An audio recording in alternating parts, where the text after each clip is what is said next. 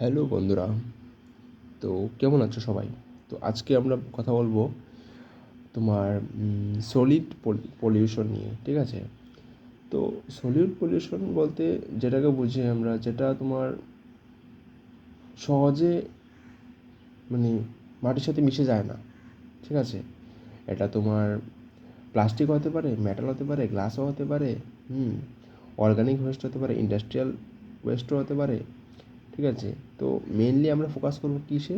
Plastics নিয়ে, ঠিক আছে? কারণ প্লাস্টিকটা খুব সহজে মানে মিশে না মাটির সাথে।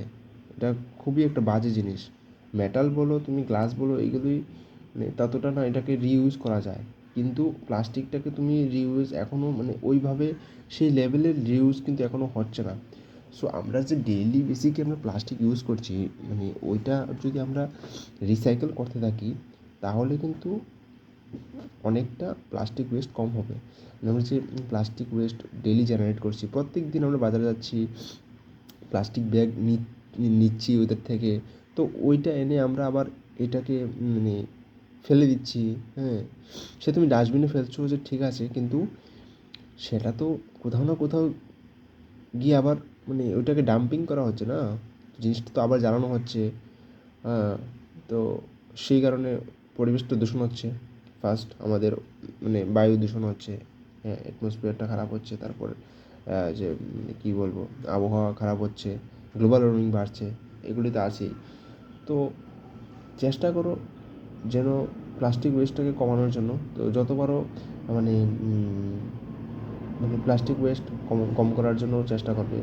হ্যাঁ, সে তোমার হতে পারে তুমি এবার কী বলে মিনিমাইজ করতে হবে তোমার প্লাস্টিক ওয়েস্টটাকে এটার জন্য। তো তুমি মানে ধরো কাপড়ের ব্যাগ নিয়ে নিলে বাজারে একটা ব্যাগ তুমি বারবার ইউজ করছো, এটা ভালো জিনিস, ঠিক আছে? তারপর যখন আমরা কোনো একটা জিনিস প্রপার তোমার সেগ্রিগেশন করতে হবে, যেন প্লাস্টিকের মধ্যে ফেলতে হবে। হ্যাঁ, আর যেটা তোমার অ্যাবজর্বেবল যেগুলো হচ্ছে আমরা যে কাগজ, এইগুলো একটা মানে ভাগ করে ফেলতে হবে, ঠিক আছে? তাহলে কী হবে, যখন মানে এটা রিসাইকেল হবে তখন ওদেরও জিনিসটা খুব ইজি হয়ে যাবে। তারপর হচ্ছে গিয়ে এবার যেটা বললাম আমি, সিঙ্গেল ইউজ ব্যান করতে হবে। সিঙ্গেল ইউজ করা যাবে না, একবার ইউজ করলাম ফেলে দিলাম, এরকম করাটা কমাতে হবে।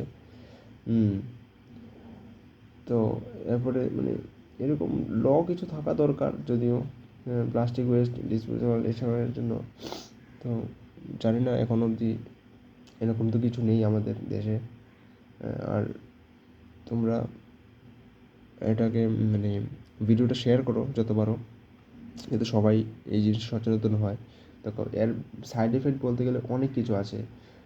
আমাদের যে চারিদিকে এত কিছু হচ্ছে, এই আজকে এরকম দুর্যোগ হয়ে যাচ্ছে, ফ্লাড হচ্ছে, তারপর এই কী বলে এই কয়েকদিন আগে শুনলে এত মানে গ্লোবাল ওয়ার্মিংয়ের জন্য আগুন লেগে গেছে। হ্যাঁ, তো এইসব তা আছেই। তারপর এয়ার পলিউশন, ওয়াটার পলিউশন আছে, হেলথ হ্যাজার্ডের মধ্যে পড়ছে অনেক কিছু। হ্যাঁ, ইনফেকশন হতে পারে, রেসপিরেটরি মানে তোমার কী বলে এটাকে, লাংয়ে ইনফেকশন হতে পারে। ক্যান্সার যেরকম মারাত্মক মারাত্মক রোগ এর থেকে ছড়াতে পারে, কারণ এইগুলি থেকে অনেক টক্সিন বেরোয়, বুঝলে তো? এগুলি যদি জ্বালানো হয় না, জ্বালানোর পরে ওটা থেকে এত পরিমাণ টক্সিক রিলিজ হয়, যেটা আমরা যদি মানে ইনহেল করি, আমরা যদি শ্বাস প্রশ্বাসের মধ্যে নিই, আমাদের বডির জন্য খুবই ক্ষতিকর। তো এর জন্য একদম তো হুট করে কমানো যাবে না।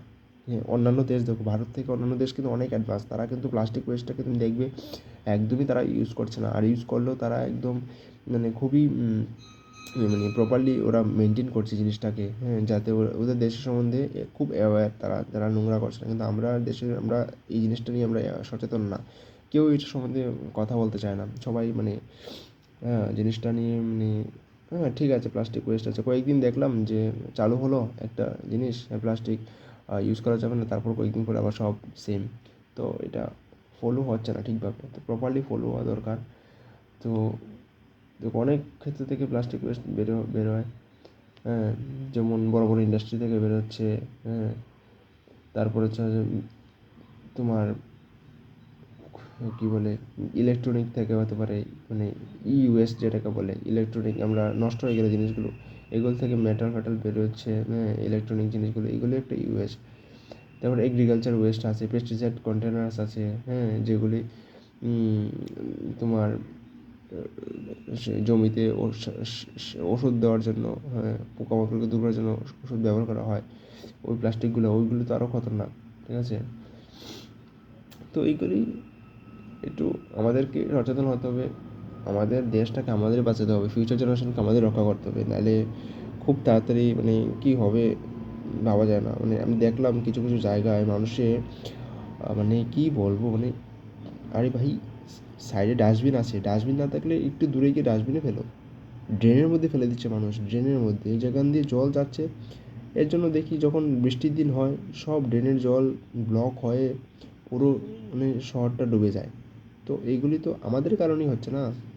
আমরা যদি মনে করি না আমি প্লাস্টিকটাকে আমি বাড়ি গিয়ে ফেলবো, বা যেখানে ডাস্টবিন আছে ওইখানে গিয়েই ফেলবো, হ্যাঁ তুমি একটা চিপসের প্যাকেট খেলে তুমি ফেলে দিলে, ঠিক আছে, আরেকজন আছে হয়তো সকালে পরিষ্কার করে, ওই লোকটা পরিষ্কার করবে। তো ধরি না আমরা কেন আমি জিনিসটাকে নোংরা করবো কেন? আমার ঘরে যদি আমি ফেলে দিই, হ্যাঁ আমার ঘরে তো কাজের লোক আছে, ও পরিষ্কার করবে, এই থিঙ্কিংটা যতদিন অবধি থাকবে এগোবে না দেশটা, ঠিক আছে।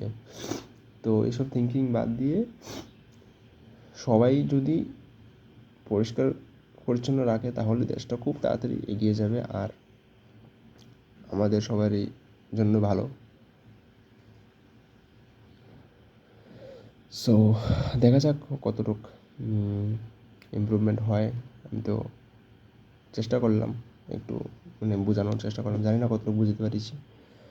তো চলো এটাই বলবো যে ফলো করবে এইগুলো, ঠিক আছে, দৈনন্দিন জীবনে। আর বোঝাবে মানুষকে, তোমার চারপাশে যদি কেউ এরকম তোমার সামনে ফেলে দিচ্ছে, দাদা প্লিজ এটাকে ফেলবে না, বা তুমি জিনিসটাকে ওর সামনে থেকে তুলে নিলে, ওকে বলে দিলে নেক্সট টাইম প্লিজ ফেলবে না। তো এটাই আর কি, এটা হচ্ছে আমাদের বলতে গেলে এটি ছোটোবেলা থেকে এগুলি মানুষে শিখে, জানি না মানুষের কেন এরকম, এগুলি তো একটা নোংরামো না, তুমি এখানেই খেলে এখানে ফেলে দিলে, সে তোমার যেটাই হোক। চলো আমরা আজ থেকে একটা মানে প্রে করি যে পরিষ্কার পরিচ্ছন্ন রাখবো, ঠিক আছে, কারোর জন্য ফেলে রাখবো না কোনো কাজ। আমরা আমার কাজ আমাদের পরিষ্কার করে দিতে সবার, ঠিক আছে। তো সবার বাড়িঘরের আশেপাশে রাস্তাঘাটে যেখানেই তুমি কিছু মানে ফেলার ইচ্ছা হবে তোমার, ওই সময় ফেলবে না, ঠিক আছে, একটা নির্দিষ্ট জায়গায় ফেলবে যদি ফেলার হয়, আর কম ইউজ করবে আমি বলবো এটাই। অল্টারনেটিভ ইউজ করো, বা একটা জিনিস বারবার ইউজ করো, এটা ভালো প্লাস্টিক, ঠিক আছে। চলো এখানে ভিডিওটা এন্ড করছি, ভালো লাগলে অবশ্যই শেয়ার করবে, আর লাইক করবে, কমেন্ট করবে আপনার যদি কোনো মতামত থাকে।